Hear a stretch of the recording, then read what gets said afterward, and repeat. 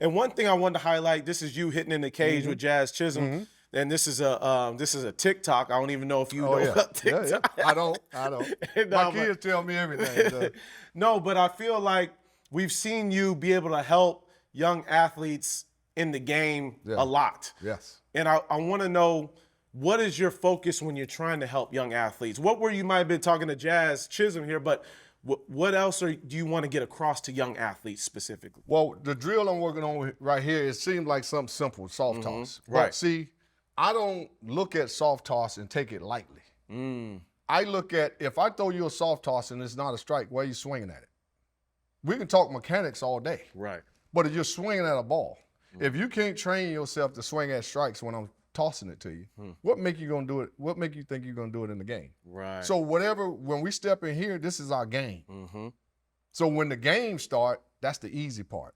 This is the hard part. I want your undivided attention. I'm gonna be my authentic self to you, because now when I come at them, they look at me like I can see. They like, whoa. Because if you're gonna have me in here, the time. I want your undivided. Yeah.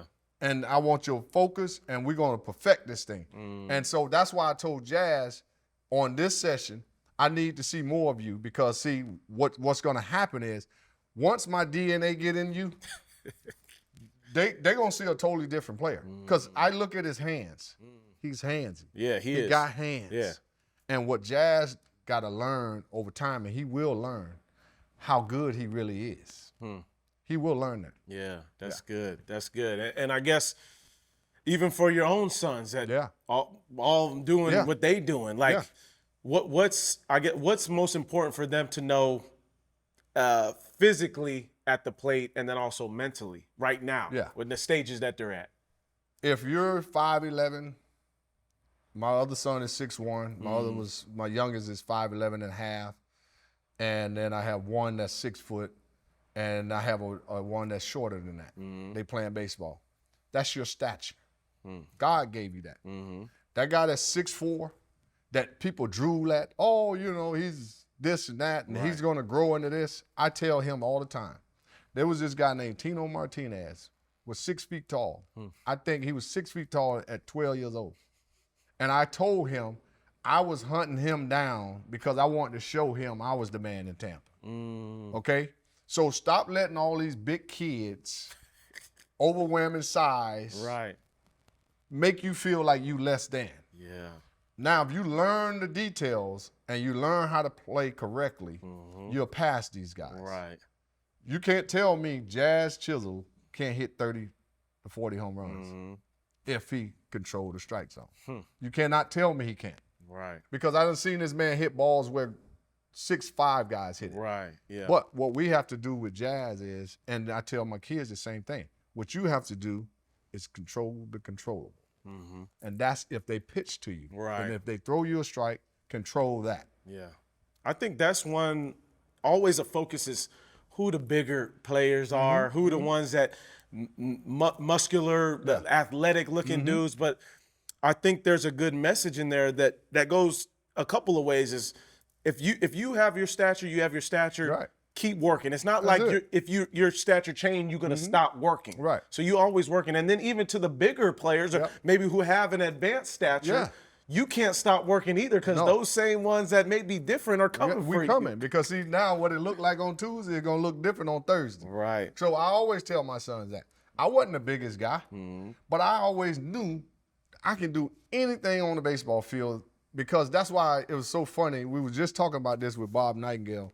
He had asked me about when I won the World Series. What did Jim Leyland say? I said, he said something to me that no other manager ever said. What did he say? Nothing. He said to me that I want you to do this. I want you to put up, anytime we play Barry Bonds, any great player, the best player on their team, I want you to outplay him. Wow. That specific day. So we go to another town and play another guy. That's the man on their team.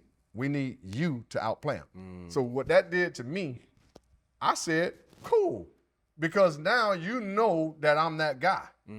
But I've never been asked to do that. Right. So now, when I face Barry Bonds, go look at the stats when I face Barry Bonds. Go look at the those stats. Specific games. Go find the best players in the game. Look at what I do when I play against them. Wow, your game elevated. Yes. Because I had to. It was a confidence, like, hey, he knows I'm the guy. Yeah. He asked me to do it. I know I can do it. Yes. And there's plenty of times, boom, Barry hit a home run. Mm-hmm. Okay, that's great because I knew he would. But, you know, this is a series. Right. I got to outplay you on this series. Right, yeah. So now you got me that day. I'm getting you tomorrow. Yeah. And then I'm going to get you the next day. And then when it's all said and done, we walk away to the championship. Barry Bonds is going home. Right. And so was the other guys. Yeah. Yeah. That's so good. I love that because there's great players always have a mentality that a lot of other people don't have. And I think that's something that you just don't hear a lot of times. And because the manager don't understand the player. Mm-hmm. See, that's one thing Jim Leyland understood right away with me because he wasn't being fake and phony, and neither was I. Mm-hmm. That's how he was able to know me so well. Because now he know what he had. Right. So now he said, this is my guy. So we gonna use him like a toy to get to where we need to get to. Right. But he was real with me. Mm-hmm. If I missed an 88-mile-an-hour fastball down the middle and swung through it, he would put me on the bench the next day and say, you need some rest. I said, no, Skip, I'm fine. He was like, well, you let the guy throw 88 miles an hour by you. But that was our relationship. Right. He understood. He understood. Yeah. And he knew I wasn't taking myself out the lineup. He policed me. You know, he kept me from, doing things to myself because I'll play through anything. Right. But he had to regulate that.